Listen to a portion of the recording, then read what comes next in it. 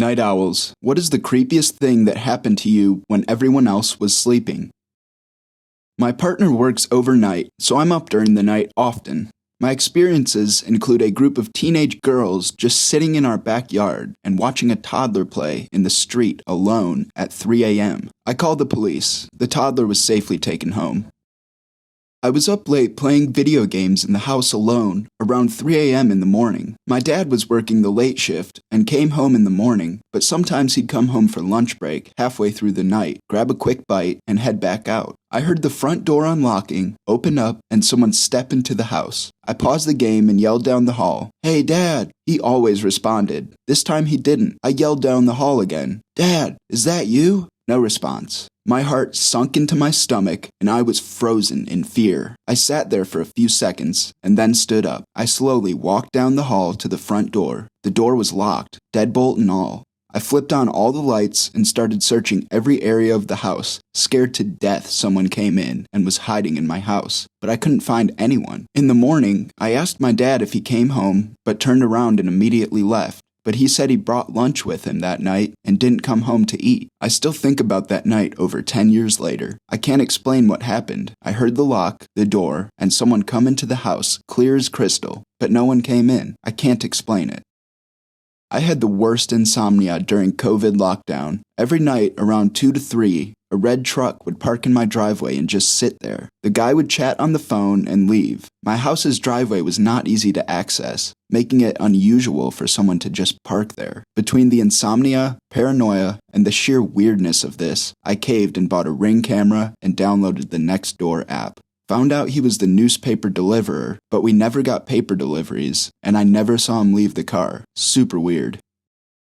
Drifted a bit on the couch in the den with my head on the couch armrest. I woke up when I felt the tiniest little paw tentatively reaching out and putting weight on my head. For some reason, I didn't jerk away. Then a second paw started reaching into my hair. I slowly sat up to look at what was going on. A large brown rat had found its way into the house, up the couch, and was gently climbing onto my head. I coaxed him down to the couch, and he didn't run away. I just have a rat calmly looking at me from the armrest of the couch. Eventually, I got him into a box and released him into a field. Weird way to get a little friend at 2 a.m. As many of us were back then, I was gaming. The first Modern Warfare 2 had dropped recently, and I had an entire wrestling team of friends with Xboxes. Great fun. 1 a.m. rolls around, the summer night air wafting in through both open windows. In between bites of pizza rolls, and "our UAV is online," I swear I hear someone say, "Help me." Freaks you out a bit if you're completely unsure, and that particular phrase isn't uttered often. I pause and listen, taking off one side of my Turtle Beaches. A good half-minute passes. Nothing. I tell my friends about it. They roast me, telling me I'm imagining it. I shrug it off. Again, I swear I think I heard someone distinctly say, "Help me." I fully take off my headset and wait. Sooner this time, and sure enough, there it is, a third time, and I hear it clear. A voice I do not recognize saying, "Can someone help me?" Bone-chilling desperation in their voice. The bottom level of the house which I'm playing in is below grade, with the windows maybe a foot above the soil outside, below the deck. I am 3 feet from that window, feeling my teenage soul leave my body in fear. I run upstairs in a panic and inform my parents. Dressed in bedwear and armed with an airsoft gun, we investigate. An elderly woman with dementia got lost a few hours before and had wandered into our backyard, fell, and became delirious. We called the police and she was taken to the hospital, confused but unharmed. Glad to have helped her that day. Also glad to prove my entire team wrong. Felt nice. Update. Thank you for all the kind words. This was what must have been 15 years ago at this point. It shook me, sure, but it didn't affect me. Not then. I was young. Looking back on it now for the first time in a very long time, you guys are right. That could have turned out worse. Way worse. Keep one ear open, travelers. My junior year of college, 2 of my 3 roommates were big into partying. Staying out at night, having people come in and out at all hours, and the third often stayed out studying/doing projects until 2 to 3 a.m., doing engineering stuff. Basically the front door, only door, never got locked, and I resorted to locking and blocking my bedroom whenever I left. Anyways, there was a fridge in the living room that I religiously stocked. Always wanted a cold drink. A few months went by, and money started appearing on the counter, and a drink or two would go missing a few days a week. Each of us had our own specific stuff and would let others know if we were taking something. And ish was going missing on a weekly basis, often money being left behind. One Friday, I ended up staying up extra late, like 4 a.m. late, and I hear the front door open and close. I creep out to a large, probably 6'5" unit of a dude, sitting on the couch, drinking a beer, wearing all black, who then says, "Hey man, I'm going to bed. Keep it down." I thought he was a roommate's friend or a party guy who got left behind, so whatever. He was gone by the time I went out in the morning to make breakfast. No one knew who he was. Turns out, this guy had been drunkenly stumbling into our apartment for probably 5 months, on an almost weekly basis, because I saw money on the counter. He was sleeping on the couch and leaving before anyone woke up, since none of us tended to leave our room until noon or so on the weekends. This guy could have easily overpowered any and all of us, and robbed us blind for months on end, and instead slept there and left. I started locking the front door at night and told everyone bring your own key or you're out by 2:30 a.m., and a few nights he would come by and start knocking on the door, and incoherently yelling until he wandered off. We had probably 40 people come into our apartment on accident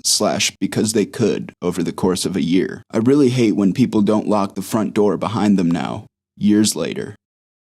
I was camping with a couple of friends during a cross-country road trip to save money on hotels. We didn't bring a tent, we just threw a tarp over the bed of the pickup truck and slept back there. I have a very hard time falling asleep, especially when I'm not in my own bed, so I was up long after my buddies had passed out. While laying there, the only one awake amidst the calm and quiet night, aside from my friend's obnoxious snoring, I started to get this feeling, like a sinking feeling in my gut. Thought maybe I was hungry, went into the truck and grabbed some snacks, then tried again to fall asleep. I drifted off for a bit, but when I woke up suddenly, that feeling was still there, but worse. It wasn't hunger, it was that deep in your gut, something is very wrong here, feeling. But nothing was wrong. I tried again to ignore the feeling and go to sleep.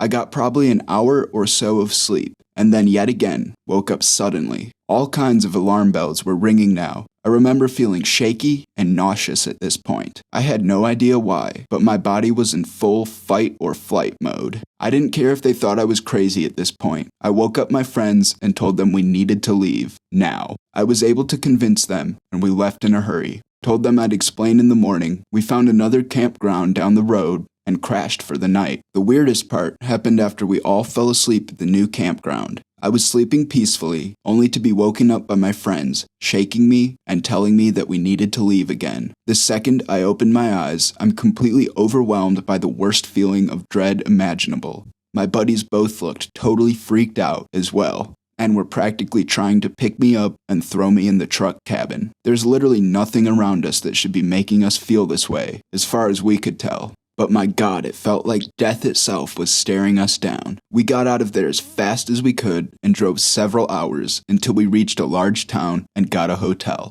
That was the end of it. We never figured out what the heck was going on. My friend thought we were being followed at one point during the drive. I don't really know, honestly, probably never will. By far the weirdest night I've had. When I was 11, I couldn't sleep one night because I was sick. I heard something at my bedroom window. I ran out of the room to wake up my mom. She told me to stop being paranoid and go back to sleep. Instead, I went to the back door and turned on the porch light that was on the same wall as my bedroom window. Next day, I went outside to check my window, and there were 2 boot tracks just below my window.